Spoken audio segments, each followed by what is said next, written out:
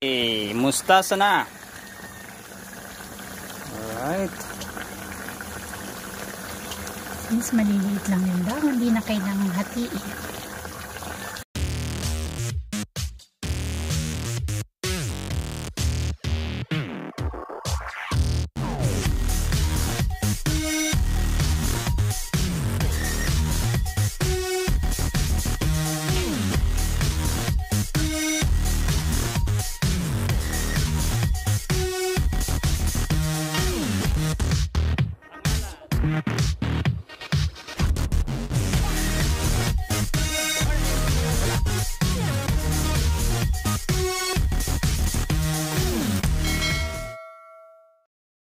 What is up everything, this is Pong once again over here. So harvest kami ni Mrs. ng mustasa. So luto natin ngayon is, the ating vlog ngayon is cooking.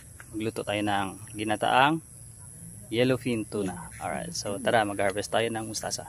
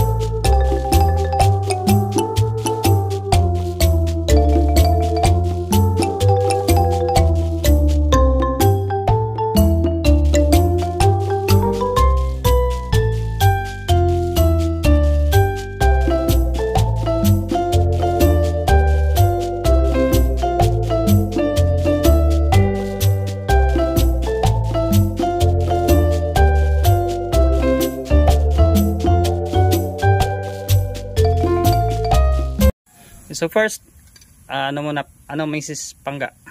Anong mauuna? Lalagay lang to sabay-sabay. Hindi, unahin mo yung ano. So anong unahin? Sibuyas? Hindi rin. O bawang? Pwede rin to. Okay lang yan. Sige, ayan. So we have hindi natin sibuyas, siya gigisa ha. Pero dahil nandito nito. Bawang and luya. So si Mrs. ang ano ngayon anong charge? Yellowfin tuna. Yan, so lagay na natin yung ating isda. Buhos mo na lang.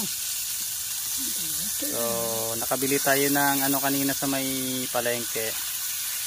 Medyo maliliit lang ito. So, 3 piraso 1 kilo. Yan.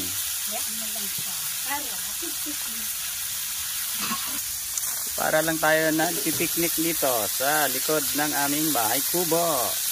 Ang gata. Yan. So gata na. Ilalagay na daw ni Mrs. yung gata. Yun. Alright. Busin mo ba yan? Hindi. Busin mo. Busin na. Okay. Good. Ayan. So gata. Gata is life. Nice. Tatakpan. Alright. So ito. Tatakpan natin and then hahayaan natin kumulo. Oops. For a few minutes. Kumulo na. Anong lalagay? Patis. Patis. Since may asin na kanina, pinagprituhan yun. So, konti na lang po. Konti na lang daw, konting patis. Siguro mga mahigit kumulang to na patis. Isang bote, char. Isang boteng patis ang hawak. Tapos lalagyan niya ng suka. Tapos Alright, suka. so yan, cane vinegar. Konti lang po. Konti lang daw. So, mga isang kutsara. Or medyo maliit ang kutsara namin eh. So, more or less Masarap din na yun. Yan. So, konti na lang. Then, sili.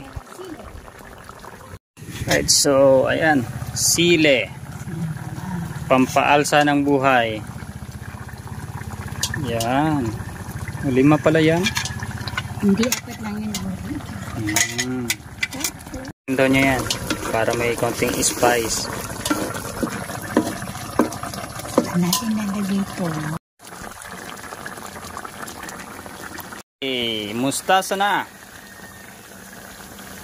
Alright. Since maliliit lang yung dahon, hindi na kailangang hatiin. So after malagay yung mustasa, tatakpan para maluto. 1 minute lang. Tcharan! Right. Ayan, pwede na. Ready to serve. Yan, yung ating ginataang yellowfin tuna.